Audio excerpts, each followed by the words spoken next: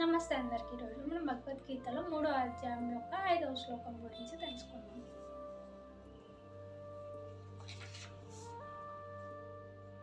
నహి కశ్చిత్ క్షణమపి జాతు కృష్యత్య కర్మకృత్ కార్యతే హ్యవశ్యః కర్మ సర్వః ప్రకృతిజైర్గుణైః. ఆత్మ లేనిదే మన శరీరం కదలని కూడా కదలదంట. మన శరీరంకి ఎటువంటి జాగ్రత్తలు అయితే తీసుకుంటామో అలాగే ఆత్మను కూడా జాగ్రత్తగా చూసుకోవాలి అంటే ఆత్మ శుద్ధిగా ఉండాలి. అలా శుద్ధిగా ఉంచడానికి ఎన్నో హోమాలు పూజలు చేస్తూ ఉంటారు.